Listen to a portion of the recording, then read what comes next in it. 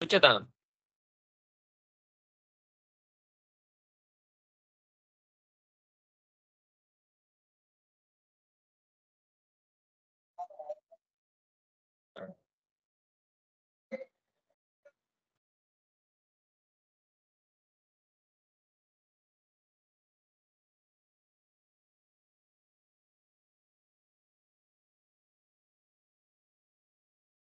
हम्म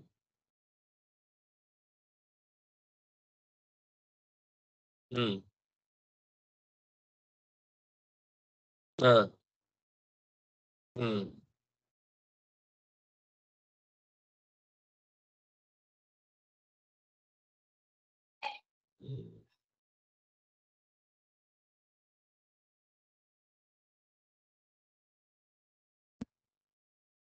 हम्म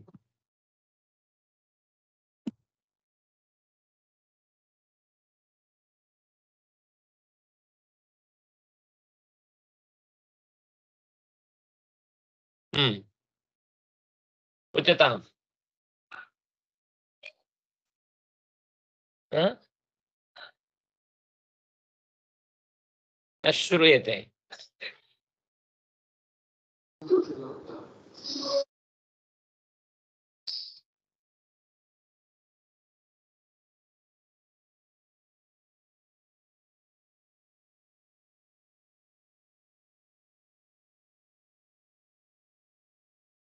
हाँ ಮುಂದೆ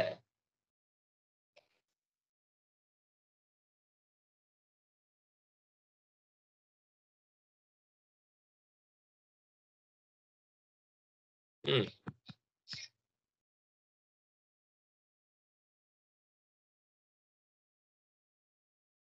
हम्म हम्म हम्म हम्म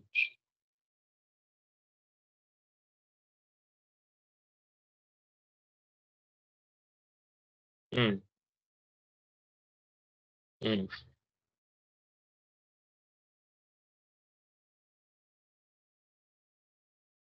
अस्तु समाप्तं वा? इतोपि नरकाः सन्ति वा? हाँ उच्यताम्।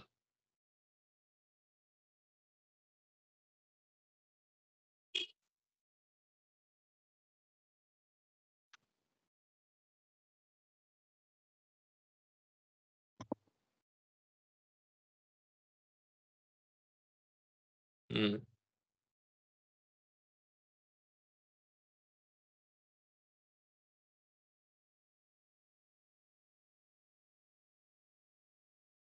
हम्म हम्म हम्म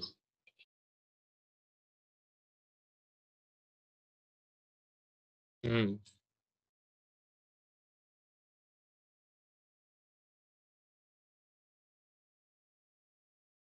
ಮುಂದಿನದ್ದು ಅಯಃ ಆಯಸಂ ಹ್ಮ್ ಹ್ಮ್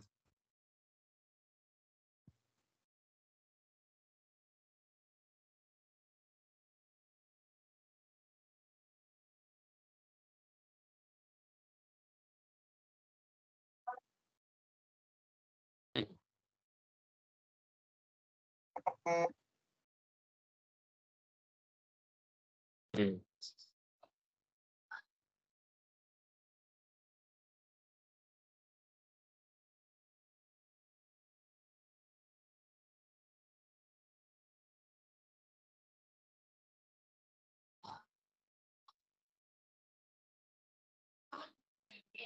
ಹ್ಮ್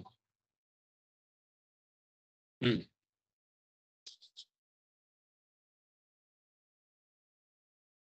ಹ್ಮ್ ಹ್ಮ್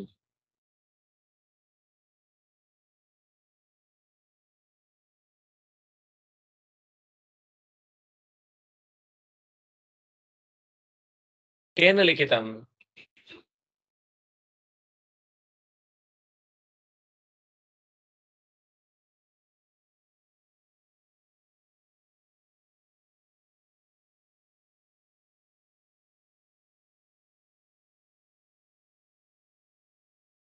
ಓದ್ಕೋತಾರೋ?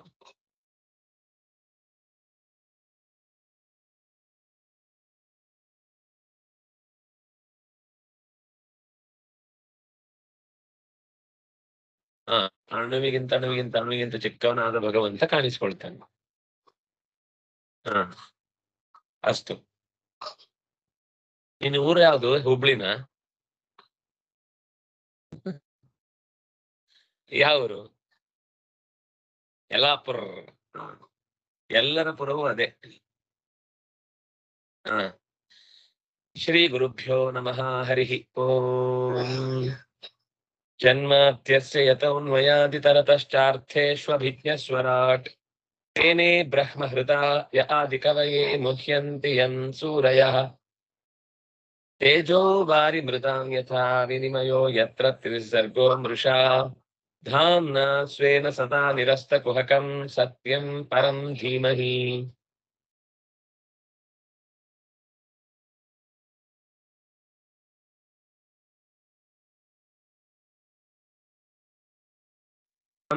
ಸರ್ವಭೂತಹೃದಯಂ ಮುನಿಮಾನತೋಸ್ಮಿ ನಾರಾಯಣಂ ನಮಸ್ಕೃತ್ಯ ನರಂ ಚೈವ ನರೋತ್ತಮಂ ದೇವೀಂ ಸರಸ್ವತೀಂ ವ್ಯಾಸಂ ತತೋ ಗ್ರಂಥಮುದೀರಯೇ. ಸ್ವಸ್ತ್ಯಸ್ತು ಸತಾಂ. ಹರಿ ಓಂ.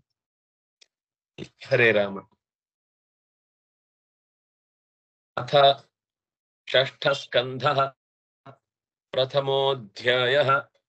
ರಾಜೋವಾಚ ನಿವೃತ್ತಿಮಾರ್ಗಃ ಕಥಿತಃ ಆದೌ ಭಗವತಾ ಯಥಾ ಕ್ರಮಯೋಗೋಪಲಬ್ಧೇನ ಬ್ರಹ್ಮಣಾ ಯತ ಸಂಸ್ಕೃತಿಃ. ರಾಜ ಪರಿಯನ್ನ ಕುರಿತು ಮಾತಾಡ್ತಾ ಹೇಳ್ತಾನೆ, ನಿವೃತ್ತಿ ಮಾರ್ಗ ಕಥಿತಃ. ನೀವು ನನಗೆ ಮೊದಲು ಬಿಡುಗಡೆಯ ದಾರಿಯ ಸಂಗತಿಯನ್ನ ಹೇಳಿದ್ರಿ. ಏನ್ ಹೇಳಿದ್ರಿ? ಕ್ರಮಯೋಗೋಪಲಬ್ಧೇನ ಬ್ರಹ್ಮಣ ಯತ ಸಂಸ್ಕೃತಿ. ಈ ಮೋಕ್ಷದ ಮಾರ್ಗವನ್ನು ಹಿಡಿದರೆ ಬ್ರಹ್ಮ ಪ್ರಾಪ್ತಿಯಾಗುವುದು. ಸಂಸಾರದ ಅಸಂಸ್ಕೃತಿ. ಸಂಸ್ಕೃತಿ ಅಂದ್ರೆ ಸಂಸಾರ, ಅಸಂಸ್ಕೃತಿ ಅಂದ್ರೆ ಸಂಸಾರದಿಂದ ಬಿಡುಗಡೆ. ಸಂಸಾರದಿಂದ ಬಿಡುಗಡೆ ಆಗತ್ತೆ ಕ್ರಮಯೋಗೋಪಲಬ್ಧೇನ. ಒಂದೇ ಸರ್ತಿಗೆ ಆಕಾಶಕ್ಕೆ ಹಾರ್ತೇವೆ ಅಂತಂದ್ರೆ ಹಲ್ಗಳು ನೆಲದಲ್ಲೇ ಇರ್ತವೆ. ಆದ್ರಿಂದಾಗಿ ನಾವು ಯೋಚನೆ ಮಾಡಿ ಎಷ್ಟಕ್ಕೆ ಹಾರ್ಲಿಕ್ಕಾಗತ್ತೆ ಅಂತ ಒಂದು ನಮ್ಮ ಸಾಮರ್ಥ್ಯವನ್ನ ಗಣನೆಗೆ ತೆಗೆದುಕೊಂಡು ಅದಕ್ಕೆ ತಕ್ಕಂತೆ ಮುಂದಿನ ಕ್ರಮವನ್ನ ಜೋಡಿಸಿಕೊಳ್ತಾ ಹೋದ್ರೆ ಸಾಧನೆಯ ಮಾರ್ಗ ಸುಲಭ ಆಗುತ್ತೆ. ಯಾಕೆ ಈ ಮಾತು ಬಂತು ಅಂದ್ರೆ, ಪ್ರವೃತ್ತಿ ಲಕ್ಷಣಶ್ಚೈವ ತ್ರೈಗುಣ್ಯ ವಿಷಯೋ ಮುನೆ ಯೋಸಾವಲೀನ ಪ್ರಕೃತೆ ಗುಣಸರ್ಗ ಪುನಃ ಪುನಃ. ಈ ಸ್ವರ್ಗಾದಿಗಳು ನಮಗೆ ಸುಖ ಸಾಧನ ಅಂತ ಸಾಮಾನ್ಯವಾಗಿ ಗೊತ್ತು. ನಮಗೆ ಸುಖಕ್ಕೆ ಕಾರಣವಾದದ್ದು ಸ್ವರ್ಗ ಅಂತ. ಆದ್ರೆ ಆ ಸ್ವರ್ಗ ಯಾವುದರ ಫಲ ಅಂದ್ರೆ ಕಾಮ್ಯ ಕರ್ಮದ ಫಲ, ನಿಷ್ಕಾಮ ಕರ್ಮದ ಫಲ ಅಲ್ಲ ಅದು. ನಿಷ್ಕಾಮ ಕರ್ಮಕ್ಕೆ ಸ್ವರ್ಗ ಅನ್ನೋದು ಫಲವೇ ಅಲ್ಲ. ಯಾಕೆಂದ್ರೆ ಅದು ಇಷ್ಟ ಪುಣ್ಯವನ್ನ ಸಾಧಿಸಿಕೊಡುವಂತದ್ದು. ಈ ಸ್ವರ್ಗ ಅನ್ನೋದು ಅನಿಷ್ಟ ಪುಣ್ಯದಿಂದ ಸಿಗುವುದು. ಅದೇನ್ರಿ ಅನಿಷ್ಟ ಪುಣ್ಯ ಅಂದ್ರೆ ಎಂದ? ಹೌದು, ಪುಣ್ಯದಲ್ಲಿ ಎರಡು ತರ ಇದೆ, ಇಷ್ಟ ಪುಣ್ಯ ಅನಿಷ್ಟ ಪುಣ್ಯ ಅಂತ. ಇಷ್ಟ ಪಾಪ ಅನಿಷ್ಟ ಪಾಪ ಅಂತ ಎರಡಿಲ್ಲ, ಅದು ಪಾಪವೇ ಅಷ್ಟೇ. ಪುಣ್ಯದಲ್ಲಿ ಎರಡು ತರ ಇದೆ. ಇಷ್ಟ ಪುಣ್ಯ ಅಂದ್ರೆ ಅದು ನಮ್ಗೋಸ್ಕರ, ನಮ್ಮ ಆತ್ಮದ ಏಳಿಗೆಗೋಸ್ಕರ ಮಾಡುವಂತದ್ದು. ಅನಿಷ್ಟ ಪುಣ್ಯ ಅಂದ್ರೆ ನಮ್ಮ ಸುತ್ತಲಿನ ಬೇರೆ ಎಲ್ಲದಕ್ಕೂ ಅದು ನಾಳೆ ಅಂತಹದ್ದು ಹೆಚ್ಚು ಹೆಚ್ಚು ಸಿಗುವುದಕ್ಕೆ ಕಾರಣವಾಗಿ. ಅದರಿಂದ ಅನಿಷ್ಟ ಯಾಕೆ ಅಂದ್ರೆ ಅದು ನಾಳೆ ಸಂಸಾರಕ್ಕೆ ದೂಡಬಹುದು. ಒಳ್ಳೆಯ ಶರೀರವೇ ಆಗ್ಬೋದು, ಆದ್ರೆ ಕೆಟ್ಟವರ ಸಹವಾಸದಿಂದಲೋ ಕೆಟ್ಟವರ ಜೊತೆಗಿನ ಒಡನಾಟದಿಂದಲೋನು ಬುದ್ಧಿ ಎಲ್ಲೋ ಕೆಟ್ಟು ಮತ್ತೆ ದಾರಿ ತಪ್ಪುವುದಕ್ಕೆ ಸಾಧ್ಯ ಇದೆ. ಹಾಗಾಗಿ ಎರಡನ್ನೂ ಕೂಡ ಮೀರ್ಬೇಕು ಅಂತ. ಪುಣ್ಯ ಪಾಪೇ ವಿಧೂಯ ನಿರಂಜನ ಪರಮಂ ಸಾಮ್ಯಮುಪೈತಿ. ಪುಣ್ಯವನ್ನೂ ಬಿಡಬೇಕು, ಪಾಪವನ್ನು ಬಿಡಬೇಕು. ಯಾವ ಪುಣ್ಯ ಬಿಡಬೇಕು? ಅನಿಷ್ಟ ಪುಣ್ಯ ಬಿಡಬೇಕು. ಯಾವ ಪಾಪ ಬಿಡಬೇಕು? ಎಲ್ಲಾ ಪಾಪ ಬಿಡಬೇಕು.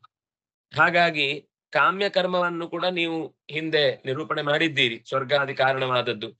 ಈ ಮಾರ್ಗದಲ್ಲಿ ನಾವು ಸಾಗಿದ್ದು ಹೌದಾದ್ರೆ ಪ್ರಕೃತಿಯ ಬಂಧನದಿಂದ ಬಿಡುಗಡೆಯಾಗಿ ನಾವು ಮೋಕ್ಷಕ್ಕೆ ಹೋಗ್ತೇವೆ ಅಂತ ಅನ್ಕೊಂಡ್ರೆ ಅದು ಸುಳ್ಳು. ಕಾಮ್ಯ ಕರ್ಮದ ದಾರಿಯಿಂದ ಮೋಕ್ಷಕ್ಕೆ ಹೋಗ್ಲಿಕ್ಕಾಗಲ್ಲ. ಕಾಮ್ಯದ ಕರ್ಮದಿಂದ ಸ್ವರ್ಗದ ತನಕ ಹೋಗಿ ತ್ರಿದಿವ ನಿರಯ ಭೂ ಗೋಚರ ನಿತ್ಯ ಬದ್ಧಾನ್. ಸ್ವರ್ಗ ಭೂಮಿ ನರಕ, ಸ್ವರ್ಗ ಭೂಮಿ ನರಕ, ಅದು ತಿರುಗ್ತಾನೆ ಇರುತ್ತೆ ಚಕ್ರ. ಎಲ್ಲಿಗೂ ನಾವು ತಪ್ಪಿಸಿಕೊಳ್ಲಿಕ್ಕೆ ಹೋಗಕ್ಕಾಗುದಿಲ್ಲ. ಆದ್ರಿಂದಾಗಿ ಗುಣಸರ್ಗ ಪುನಃ ಪುನಃ, ಮತ್ತೆ ಈ ತ್ರಿಗುಣಗಳ ಸರ್ಗ ಸೃಷ್ಟಿ ಮತ್ತೆ ಮತ್ತೆ ಆಗ್ತಾ ಇರುತ್ತೆ. ಮತ್ತೆ ಮತ್ತೆ ಶರೀರ ಸಿಗ್ತಾ ಇರುತ್ತೆ, ಮತ್ತೆ ಮತ್ತೆ ಭೂಮಿಯಲ್ಲಿ ಬೀಳ್ತಾ ಇರ್ತಾನೆ. ಅಲ್ಲಿ ಒಳಿತು ಕೆಡುಕುಗಳ ನಡುವೆ ಪಾಪಗಳ ಹೊರೆಯನ್ನು ಹೊತ್ತು ಸ್ವರ್ಗ ನರಕಗಳೆಂಬ ಎರಡು ದಾರಿಯ ಕಡೆಗೆ ನಿರಂತರ ಹಾದು ಹೋಗುವುದು ಅನಿವಾರ್ಯವಾಗುತ್ತೆ. ಅಧರ್ಮ ಲಕ್ಷಣಾನಾಮ ನರಕಾಶ್ಚೋಪವರ್ಣಿತಾ ಮನ್ವಂತರಷ್ಟ ವ್ಯಾಖ್ಯಾತಃ ಆದ್ಯ ಸ್ವಯಂಭುವೋ ಯತ. ನರಕಗಳ ಫಲ ಏನು ಅಂತ ನೀವು ವಿಸ್ತಾರವಾಗಿ ಬಿಡಿಸಿ ಹೇಳಿದ್ರಿ. ಯಾಕಂದ್ರೆ ಹಿಂದಿನ ಸ್ಕಂದದಲ್ಲಿ ಅದನ್ನು ಬಹಳ ಚೆನ್ನಾಗಿ ನಿರೂಪಣೆ ಮಾಡಿದ್ರು. ಸ್ವಯಂಭುವ ಮನ್ವಂತರದ ಅದಕ್ಕಿಂತ ಹಿಂದೆ ಸ್ವಯಂಭುವ ಮನ್ವಂತರದ ಕಥೆಯನ್ನ 4ನೇ ಸ್ಕಂದದಲ್ಲೂ ನೀವು ನಿರೂಪಣೆ ಮಾಡಿ ಮನ್ವಂತರ ಕಾಲಗಳು ಹೇಗಿರ್ತಾವೆ ಅನ್ನೋದನ್ನು ಹೇಳಿದ್ರಿ. ಅಂದ್ರೆ ಚತುರ್ಮುಖನ ಕಾಲ, ಅವನಿಗೆ 100 ವರ್ಷ, ಆ 100 ವರ್ಷದಲ್ಲಿ ಒಂದೊಂದು ವರ್ಷ ಅಂದ್ರೆ 365 ದಿನಗಳು ಅಂತಂದ್ರೆ ಒಂದೊಂದು ದಿನ ಒಂದೊಂದು ಕಲ್ಪ. ಅದು 14 ಮನ್ವಂತರಗಳಿಂದ ಕೂಡಿದ್ದು. ಆ ಮನ್ವಂತರಗಳು ಒಂದೊಂದು ಕೂಡ 71 ಚತುರ್ಯುಗದಿಂದ ಕೂಡಿದ್ದು. ಆ ಒಂದೊಂದು ಚತುರ್ಯುಗವು 4 ಯುಗದಿಂದ ಕೂಡಿದ್ದು. ಆ 4ಗಳಲ್ಲಿ ಒಂದೊಂದು ಕೂಡ 4,32,000 ಇಂಟು 2 ಇಂಟು 3 ಇಂಟು 4 ಅಂತ ಬೆಳೆದದ್ದು. ಅದು ಟೋಟಲ್ ಮಾಡಿದ ಚತುರ್ಯುಗ ಆಗಿದ್ದು. ಅದು 1 ಸಂವತ್ಸರ ಚಕ್ರಕ್ಕೆ ಅಂತ ಬಂದಾಗ 7,200 ವರ್ಷಗಳು ಅಂತ ಒಂದೊಂದು ವಿಭಾಗಕ್ಕೆ ಬಂದದ್ದು. ಅಂತಹದ್ದು ವರ್ಷ ಅಂತ ಬಂದಾಗ ಮತ್ತೆ 360, ಮತ್ತೆ ಅಯನಗಳು, ಋತುಗಳು, ತಿಂಗಳುಗಳು, ಮಾಸಗಳು, ವಾರಗಳು, ದಿನಗಳು, ದಿನದ 24 ಗಂಟೆ ಅಂತ 60 ಗಳಿಗೆ. ಅದನ್ನು ಬಿಡಿಸಿ ಬಿಡಿಸಿ ಕ್ಷಣ ಕ್ಷಣದ ಪ್ರತಿಯೊಬ್ಬ ಜೀವನದ ಏನೇನು ಸುಖ ಸೌಖ್ಯಗಳನ್ನ ಅನುಭವಿಸ್ತಾನೋ ಅದೆಲ್ಲ ಕಾಲದ ಲೆಕ್ಕಾಚಾರದಲ್ಲಿ ತಪ್ಪದೆ ನಡೆಯುತ್ತೆ. ಇಷ್ಟು ಹೊತ್ತಿಗೆ ಈ ವ್ಯಕ್ತಿಗೆ ಇಂಥದ್ದೊಂದು ಆಹಾರ ಸಿಗಬೇಕು ಅಂತಿದ್ರೆ ಆ ಹೊತ್ತಿಗೆ ಆಹಾರ ಅವನಿಗೆ ಹೊಟ್ಟೆಯೊಳಗೆ ಹೋಗುತ್ತೆ. ಯಾರೋ ಒಬ್ಬನಿಗೆ ಇತ್ತು ಆಹಾರ, ಸೊಳ್ಳೆ ಹೋಗ್ಬೇಕು ಅಂತ. ಅವನು ಏನಂದ್ರು ಸೊಳ್ಳೆ ತಿನ್ನೋನಲ್ಲ. ಚೂರ್ ನಿದ್ದೆ ಬಂದು ಆಂದ ಹೋಯ್ತು, ಹೊಟ್ಟೆಗೆ ಗೊತ್ತೇ ಆಗ್ಲಿಲ್ಲ. ಅದು ಆಹಾರ ಹೋಗ್ಬೇಕಿತ್ತು, ಹೋಗ್ ಬಂತಷ್ಟೆ. ಅಥವಾ ಅವನ ದೇಹದ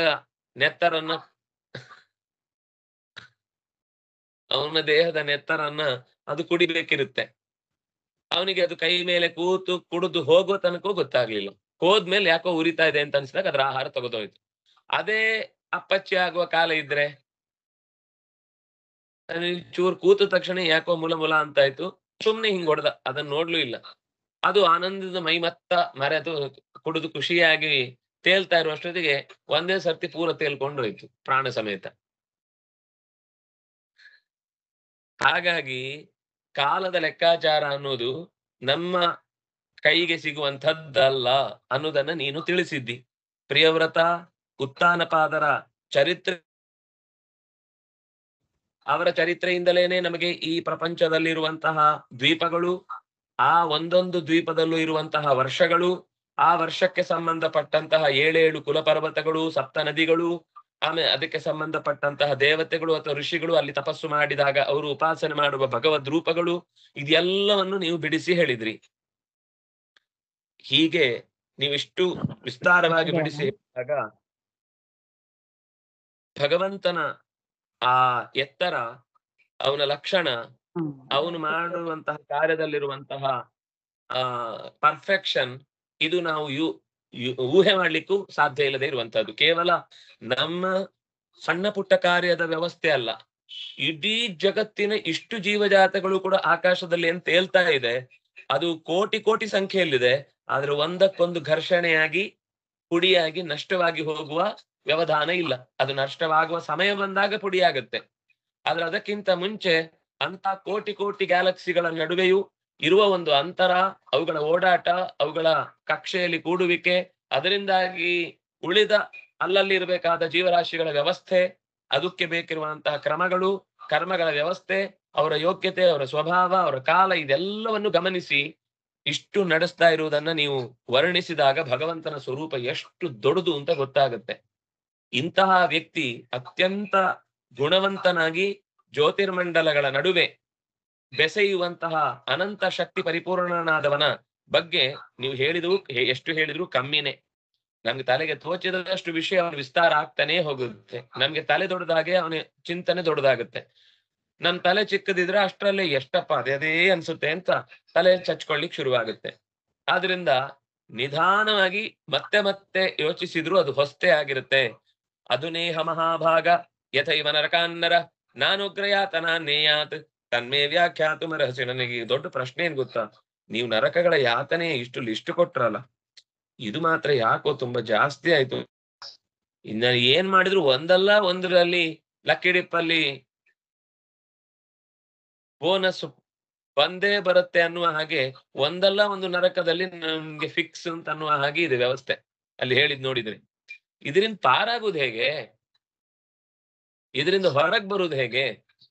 ಯಾಕೆಂದ್ರೆ ಇಂಥ ಅನಂತ ಅವ್ಯವಸ್ಥಿತವಾದಂತಹ ಕಾರ್ಯಗಳು ನಮ್ಗೆ ತಿಳಿದೋ ತಿಳಿಯದೆಯೋ ನಡೀತಾನೆ ಇರುತ್ತೆ.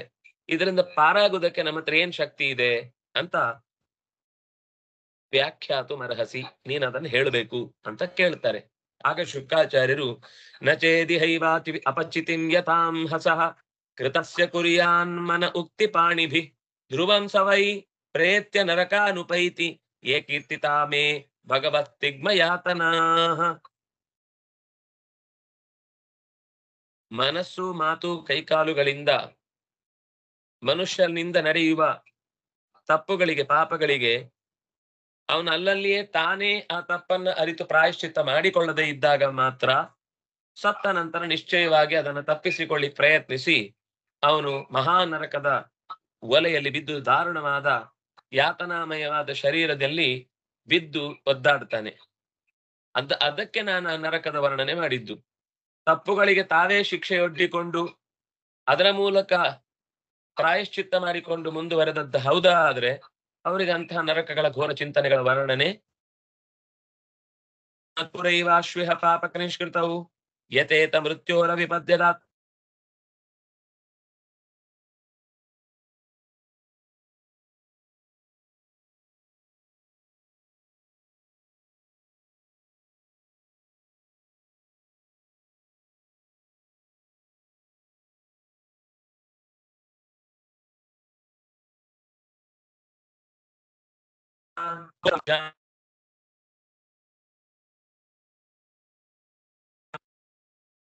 ಆಗ ಆ ದೋಷಗಳು ನಮಗೆ ಕಾಡುವುದಿಲ್ಲ. ರೋಗದ ಮೂಲವನ್ನ ಮೊದಲೇ ಬಲ್ಲವನಾಗಿ ವೈದ್ಯ ಅದಕ್ಕೆ ಬೇಕಿರುವ ಚಿಕಿತ್ಸೆಯನ್ನು ಹೇಗೆ ಕೊಡ್ತಾನೋ ಹಾಗೆ ಜಾಣನಾದವನು ತನ್ನ ತಪ್ಪು ಕರ್ಮಗಳ ವ್ಯವಸ್ಥೆಗೆ ತೊಡಕಾಗದಂತೆ ಪೂರ್ವದಲ್ಲಿಯೇ ಬೇಕಿರುವ ಸಿದ್ಧತೆಗಳನ್ನ ತಕ್ಕ ಪ್ರಾಯಶ್ಚಿತ್ತಗಳ ಮೂಲಕ ಮಾಡಿಕೊಳ್ಬೇಕು ಕೂಡ. ರೋಗ ಸಣ್ಣದು ಅಂತ ಹೇಳಿ ಬಿಟ್ರೆ ನಾಳೆ ದೊಡ್ಡದಾಗತ್ತೆ. ತಪ್ಪು ಸಣ್ಣದು ಅಂತ ಹೇಳಿ ಅದನ್ನ ನೆಗ್ಲೆಕ್ಟ್ ಮಾಡಿದ್ರೆ ನಾಳೆ ಅದೇ ತಪ್ಪು ದೊಡ್ಡದಾಗ್ತಾ ಹೋಗುತ್ತೆ. ಅದರಿಂದಾಗಿ ಹೀಗೊಂದು ವ್ಯವಸ್ಥೆ ಇದೆ ಅಂತ ಶುಕಾಚಾರ್ಯರು ಹೇಳಿದ್ರೆ ರಾಜ ಹೇಳ್ತಾನೆ, ಹೌದಾ, ಹಾಗಿದ್ರೆ ಪ್ರಾಯಶ್ಚಿತ್ತದ ಕ್ರಮ ಏನು, ಏನ್ ಮಾಡಿದ್ರೆ ಪ್ರಾಯಶ್ಚಿತ್ತ ಆಗತ್ತೆ? ದೃಷ್ಟಶ್ರುತಾಭ್ಯಾಂ ಯತ್ ಪಾಪಂ ಜಾನನ್ನಪ್ಯಾತ್ಮನೋಹಿತಂ ಕರೋತಿ ಭೂಯೋ ವಿವಶಃ ಪ್ರಾಯಶ್ಚಿತ್ತಮಥೋ ಕಥಂ. ಪರೀಕ್ಷಿತ್ ರಾಜ ಹೇಳ್ತಾನೆ, ಪಾಪಕ್ಕೆ ಹೆಚ್ಚು ಕಮ್ಮಿ ಈ ಲೋಕದಲ್ಲೇ ಫಲ ಸಿಕ್ಕು ಬಿಡುತ್ತೆ, ಕೆಲವು ಪರಲೋಕದಲ್ಲಿಯೂ ಕೆಲವು ಶಿಕ್ಷೆ ಇದೆ ಅನ್ನೋದಕ್ಕೇನೆ ಹಿಂದೆ ನರಕಾದಿಗಳ ವರ್ಣನೆ ಮಾಡಿದ್ದು. ಪಾಪ ತನಗೆ ಹಿತಕರ ಅಂತ ತಿಳಿದೂ ಕೂಡ ಮತ್ತೆ ಮತ್ತೆ ರಾಗದ್ವೇಷಗಳನ್ನ ಮಾಡ್ತಾ ಮತ್ತೆ ಮತ್ತೆ ಅದೇ ತಪ್ಪುಗಳಿಗೆ ತಾನು ಬಲಿಯಾಗ್ತಾ ಪಾಪಕರ್ಮಗಳಲ್ಲಿ ತೊಡಗಿದಾಗ ಅವನಿಗೆ ಬಿಡುಗಡೆಯ ದಾರಿ ಮುಚ್ಚಿಕೊಳ್ಳುತ್ತೆ.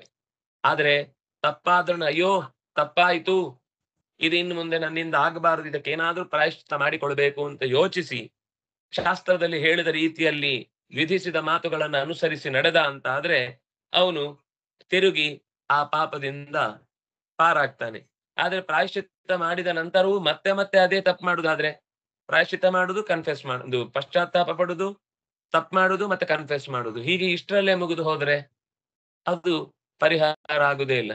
ಅಂದ್ರೆ ಕನ್ಫೆಸ್ ಮಾಡಿದ್ರೆ ಪಾಪ ಪರಿಹಾರ ಆಗುತ್ತೆ ಅನ್ನೋ ಧೈರ್ಯದಲ್ಲೇ ಮತ್ತೆ ತಪ್ಪು ಮಾಡುದು ಅಂತ ಆಯ್ತು. ತಪ್ಪು ಮಾಡಬಾರದು, ತಪ್ಪಿನಿಂದ ಉಳಿದವರಿಗೆ ತೊಂದರೆ ಆಗುತ್ತೆ, ತಪ್ಪು ಅನ್ನೋದು ತನ್ನ ಅವಶ್ಯ ಕರ್ತವ್ಯ ಅಲ್ಲ ಅಂತ ಅವನಿಗೆ ತಿಳಿಯುವ ತನಕವೂ ಕೂಡ ಆ ಬಾಧೆಯಿಂದ ಆತ ಪಾರಾಗಲಾರ.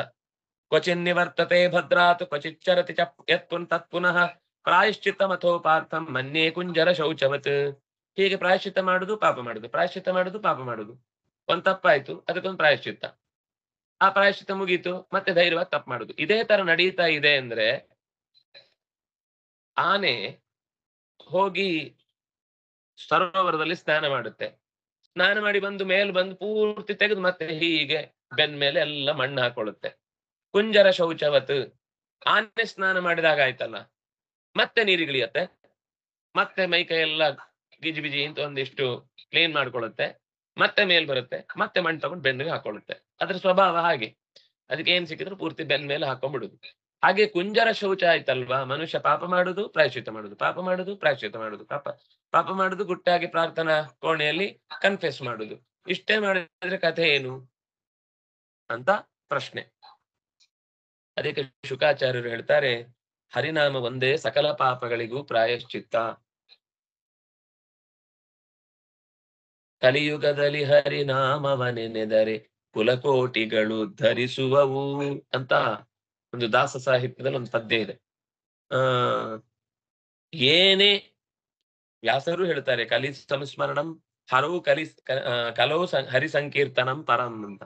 ಹರಿಯ ಸಂಕೀರ್ತನೆ ಎನ್ನುವುದು ಕಲಿಯುಗದಲ್ಲಿ ಅತ್ಯಂತ ದೊಡ್ಡ ಅಸ್ತ್ರ ಅಂತ. ಹಾಗಾಗಿ ಶುಕಾಚಾರ್ಯರು ಹೇಳ್ತಾರೆ, ಕರ್ಮ ನಿರ್ಹಾರೋ ನೇಹ ಅತ್ಯಂತಿಕ ಇಷ್ಯತೆ ಅವಿದ್ವದಧಿಕಾರಿತ್ವಾತ್ ಪ್ರಾಯಶ್ಚಿತ್ತ ವಿಮರ್ಶನಂ.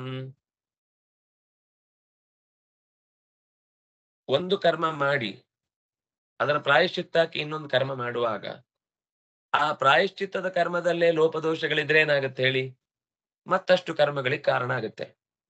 ಒಂದು ಕೆಸರಿ ಕೈ ಹಾಕುದು, ಮತ್ತೆ ಕೆಸರು ನೀರಲ್ಲೇ ಕೈ ತೊಳ್ಕೊಳ್ಳುದು, ಮತ್ತೆ ಕೆಸರಲ್ಲಿ ಕೈ ಹಾಕುದು, ಮತ್ತೆ ತೊಳ್ಕೊಂಡೆ ಅಂತ ಕೆಸರು ನೀರಲ್ಲೇ ಕೈ ತೊಳ್ಕೊಳ್ಳುದು. ಇದು ಕರ್ಮದಿಂದ ಕರ್ಮವನ್ನು ಕಳ್ಕೊಳ್ಳುವುದು ಅನ್ನೋದು ಹುಚ್ಚುತನ ಅಲ್ವಾ? ಇದು ಸರಿ ಹೋಗುತ್ತಾ ಅಂತ ಪರೀಕ್ಷಿತ್ ರಾಜನ ಪ್ರಶ್ನೆ. ಅದಕ್ಕೆ ಶುಕಾಚಾರ್ಯರು ಹೇಳಿದ್ರು, ಹೌದು, ಹಾಗೆ ಮಾಡಿದ್ರೆ ಪಾಪ ಪ್ರಾಯಶ್ಚಿತ್ತ ಆಗುದೇ ಇಲ್ಲ. ಕರ್ಮ ನಿರ್ಹಾರ ನೇಹ ಆತ್ಯಂತಿಕ ಇಷ್ಯತೆ, ಕೊನೆಗೊಳ್ಳುವುದೇ ಇಲ್ಲ. ಕರ್ಮದಿಂದ ಕರ್ಮವನ್ನು ಕಳ್ಕೊಳ್ಳಿಕ್ಕೆ ಆಗುದೇ ಇಲ್ಲ. ಕೆಸರಿನಿಂದ ಕೆಸರು ತೊಳ್ಕೊಂಡ ಹಾಗೆ ಅದ್ ನಡೆಯುವುದೇ ಇಲ್ಲ. ಮತ್ತೆ ಮತ್ತೆ ಅದೇ ತಪ್ಪುಗಳು, ಅದೇ ಪ್ರಾಯಶ್ಚಿತ್ತ, ಮತ್ತೆ ತಪ್ಪು ಮಾಡುದು, ಮತ್ತೆ ಶತಚಂಡಿಕಾಯಾಗ ಮಾಡುದು, ಮತ್ತೆ ಒಂದಿಷ್ಟು ಮಾರಣ ಹೋಮ ಮಾಡುದು, ಮತ್ತೊಂದು ಅಯುತ ಚಂಡಿ ಮಾಡುದು, ಚಂಡಿ ಮಾಡುದು ಇಲ್ಲೂ ಚಂಡಿ ಮಾಡುದು, ಅಲ್ಲಿ ಚಂಡಿ ಮಾಡುದು. ಇದರಿಂದ ಪಾಪ ಪ್ರಾಯಶ್ಚಿತ್ತ ಆಗುದೇ ಇಲ್ಲ. ಪಾಪ ಮಾಡಿದ ಮೇಲೆ ಪರಿಹಾರ ಇನ್ನೊಮ್ಮೆ ನನ್ನ ಕೈಯಿಂದ ಅಂತ ತಪ್ಪಾಗಬಾರದು ಅಂತ ಮಾಡಿದ್ರೆ ಪ್ರಾಯಶ್ಚಿತ್ತ. ಪ್ರಾಯ ಚಿತ್ತ ಶೋಧನಂ ಚಿತ್ತಂ ಪಶ್ಚಾತ್ ತಪತಿ ಇತಿ ಪಶ್ಚಾತ್ ತಾಪ. ಆ ತಾಪವೇ ಇಲ್ಲದೆ ತಪ್ಪು ಮಾಡ್ಲಿಕ್ಕೆ ಪರ್ಮಿಷನ್ ಅನ್ನುವ ಹಾಗೆ ಕರ್ಮ ಪ್ರಾಯಶ್ಚಿತ್ತ ಕರ್ಮಗಳನ್ನು ಮಾಡಿದ್ರೆ ಅದು ಕನ್ಫೆಸ್ ಮಾಡಿದ ಹಾಗೆ. ಹೋದ ವಾರದ್ ಮುಗೀತು, ಈ ವಾರದ್ ಮತ್ತೆ ಮುಂದಿನ ವಾರಕ್ಕೆ ಮತ್ತೆ ರೆಡಿ ಆಗಿರುದು. ಇಲ್ಲೇ ಬರ್ತೇನೆ, ರೆಡಿ ಆಗಿರಿ. ಅವ್ರೊಂದು ಅಪ್ಪ ಅಂತ ಒಬ್ರು ಇರ್ತಾರೆ, ಎಲ್ರಿಗೂ ಅಪ್ಪ.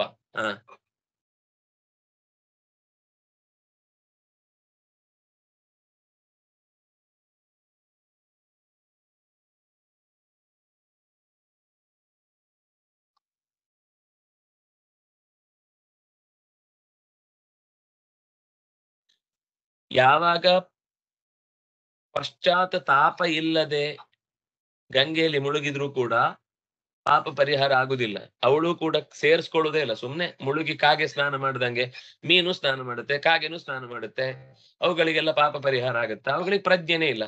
ಹಾಗೆ ಇವನು ಕೂಡ ತಿಳಿದು ಅನ್ಯಾಯ ಮಾಡ್ಲಿಕ್ಕೋಸ್ಕರ ಅಲ್ಲಿ ಬಂದು ಪ್ರಾಯಶ್ಚಿತ್ತ ಮಾಡ್ತೇನೆ ಅಂತ ಮಾಡಿದ್ರೆ ಗಂಗೆನೆ ಪಾಪ ಕಸಿವಿಸಿಕೊಳ್ಳಾಳೆ.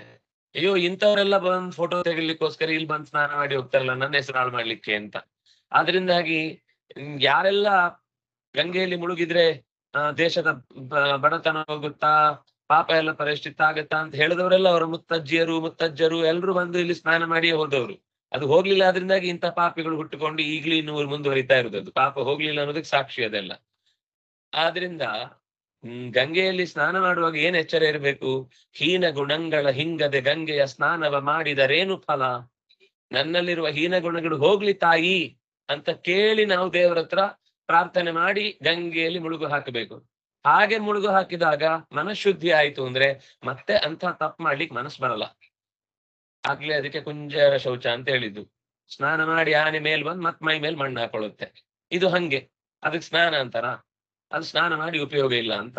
ಹಾಗಾಗಿ ಕರ್ಮದಿಂದ, ಪ್ರಾಯಶ್ಚಿತ್ತ ಕರ್ಮದಿಂದ ಪರಿಹಾರ ಆಗತ್ತೆ ಅನ್ನೋದು ಆಗದೆ ಇರುವ ಕೆಲಸ. ಅದನ್ನ ಅಜ್ಞಾನಿಗಳು ಮಾತ್ರ ಆಯ್ತು ಅಂತ ಅನ್ಕೊಂಡು ಮತ್ತಷ್ಟು ತಪ್ಪುಗಳಲ್ಲಿ ತೊಡಗಿ ಬದುಕನ್ನ ಹಾಳು ಮಾಡಿಕೊಳ್ತಾರೆ ಅಂತ ಹೇಳ್ತಿದ್ದಾರೆ.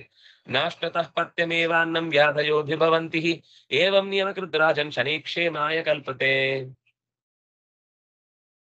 ನೋಡಿ, ನಿಮ್ಮ ಆರೋಗ್ಯ ಸುಧಾರಿಸ್ಬೇಕು ಅಂತಾದ್ರೆ ದಿನ ಒಂದು 3-4 ಕಿಲೋಮೀಟರ್ ಆದ್ರೂ ಕೂಡ ತುಂಬಾ ದೂರದ ತನಕ ನಡ್ಕೊಂಡು ಬರ್ಬೇಕು. ಆಮೇಲೆ ಸ್ವಲ್ಪ ಬರೀ ಆಹಾರವನ್ನ ನಿಯಮಿತವಾಗಿ ಆ ಸಮಯ ಇಲ್ಲದಂತೆ, ದೇವರಿಗೆ ಸಮಯ ಉಂಟೆ ಭಕ್ತವತ್ಸಲ ನಿನಗೆ ಅಂತ ಕೇಳ್ಬೋದು. ಆದ್ರೆ ನಮ್ಮ ಊಟಕ್ಕೆ ಸಮಯ ಉಂಟೆ ಅಂತ ಹಾಗೆ ಯದ್ವಾ ಯಾವಾಗ ಅಂದ್ರೆ ಆವಾಗ ತಿನ್ನುವುದಲ್ಲ. ಅದಕ್ಕೊಂದು ಸಮಯ ಮಾಡಿಕೊಂಡು ಸ್ವಲ್ಪನೇ ತಿನ್ಬೇಕು ಕೇಳದಂತೆ, ಊಟ ಆದ್ಮೇಲೆ ಊಟಕ್ಕಿಂತ ಮುಂಚೆನು ಅಂತ. ಅಂದ್ರೆ ಆತರ ಎಲ್ಲ ಆದ್ಮೇಲೆ ಕೊನೆಗೆ ಹೇಳಿದ್ರಂತೆ, ಸ್ವಾಮಿ ನಡಿಲಿಕ್ಕೆ ಸಾಧ್ಯ ಇಲ್ಲ, ಕಮ್ಮಿ ತಿನ್ಲಿಕ್ಕೆ ಆಗಲ್ಲ, ಈ ರೋಗ ಹಾಗೇ ಪರಿಹಾರ ಆಗುವುದಕ್ಕೆ ಬೇಕಿದ್ರೆ ಏನಾದ್ರೂ ಮಾತ್ರೆ ಇದ್ರೆ ಕೊಡಿ, ಅದು 2 ಪಟ್ಟು ತಗೊಳ್ಬೇಕು ಅನ್ನೋದು ತಗೊಳ್ತೀವಿ, ನಮಗೆ ಪಥ್ಯ ಒಂದು ಹೇಳ್ಬೇಡಿ, ಅದೇ ಅಪಥ್ಯ ನಮಗೆ. ನಾವೇನಿದ್ರು ಕೂಡ ಮಾತ್ರೆ ನುಂಗ್ಬೇಕು, ಕೂತಲ್ಲೇ ಎಲ್ಲ ಪರಿಹಾರ ಆಗ್ಬೇಕು. ಹಾಗೆ ಡಾಕ್ಟರ್ ಹೇಳಿದ್ರು, ಹೊತ್ಕೊಂಡು ಹೋಗುದಕ್ಕೆ ರೆಡಿ ಮಾಡ್ಕೊಳ್ಳಿ, ಇನ್ನೇನು ಇದಕ್ಕೆ ವ್ಯವಸ್ಥೆ ಇಲ್ಲ ಅಂತ. ಆದ್ರಿಂದ ಆ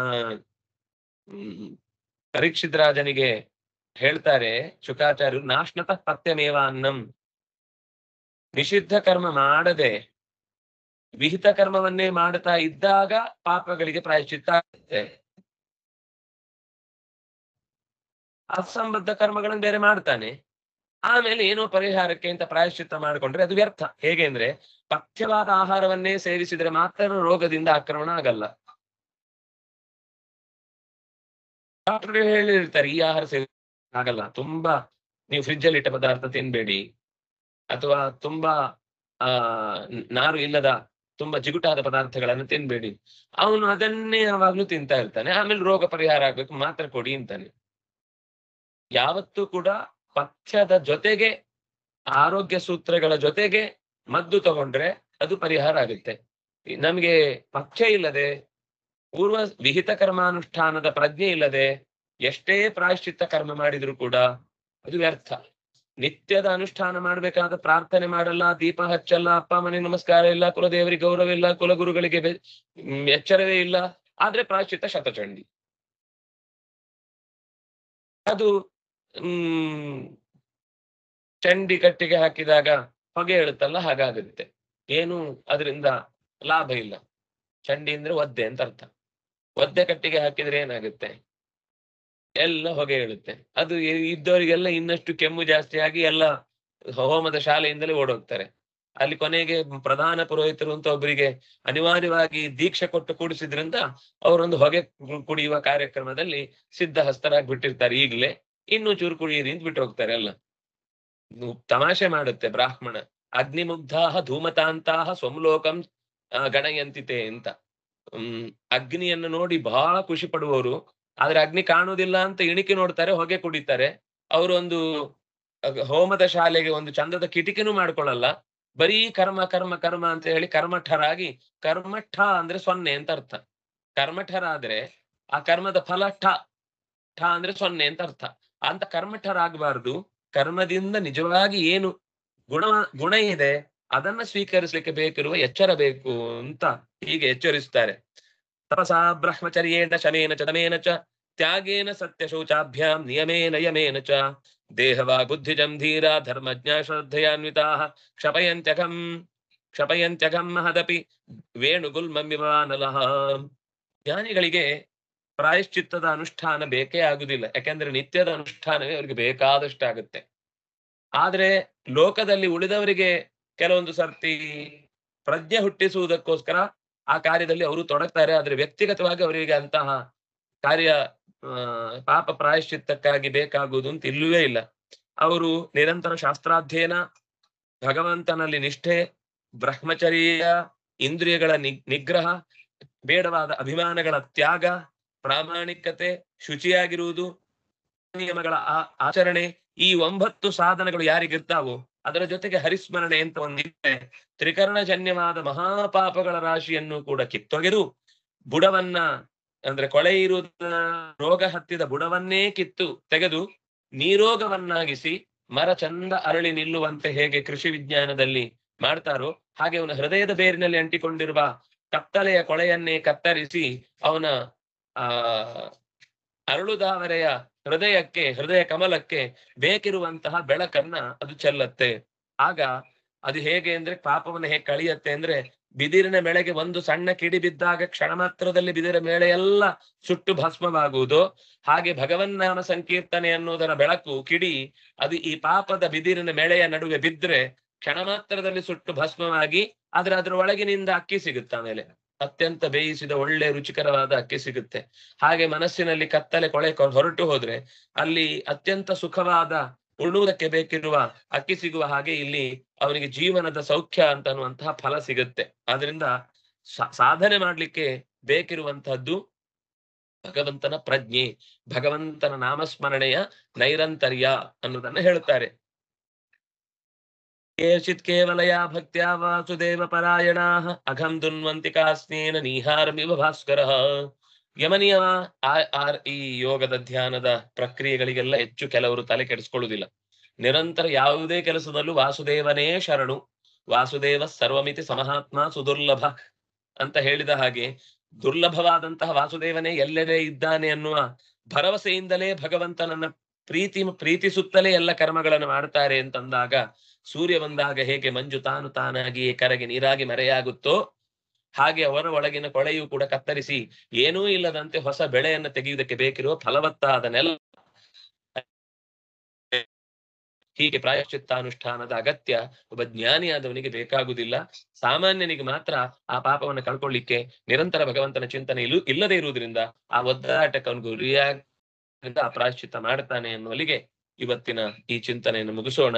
ಮುಂದೊಂದು ಕಥೆಯನ್ನ ಹೇಳಲಿಕ್ಕೆ ಬೇಕಿರುವ ಒಂದು ಪೂರ್ವ ಸಿದ್ಧತೆಯನ್ನ ಶುಕಾಚಾರ್ಯರು ಮಾಡ್ತಾರೆ. ಆ ಕಥೆಯ ಭಾಗವನ್ನ ನಾಳೆಯ ಅಂಶದಲ್ಲಿ ನಾವು ನೋಡೋಣ ಅಂತ ಹೇಳ್ತಾ, ಕಾಯೇನ ವಾಚಾ ಮನಸೇಂದ್ರಿಯೈರ್ವಾ ಬುದ್ಧ್ಯಾತ್ಮನಾವಾನುಸೃತ ಸ್ವಭಾವ ಕರೋಮಿ ಯದ್ಯತ್ ಸಕಲಂ ಪರಸ್ಮೈ.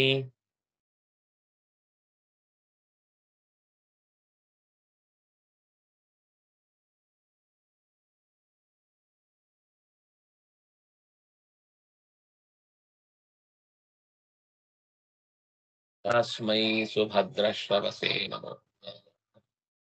ಬ್ರಹ್ಮಾರ್ಪಣಂ ಬ್ರಹ್ಮಣಿ ಬ್ರಹ್ಮಾಗ್ನೌ ಬ್ರಹ್ಮಣಾಹುತಂ ಬ್ರಹ್ಮೈವ ತೇನ ಗಂತವ್ಯಂ ಬ್ರಹ್ಮ ಕರ್ಮ ಸಮಾಧಿನೋ.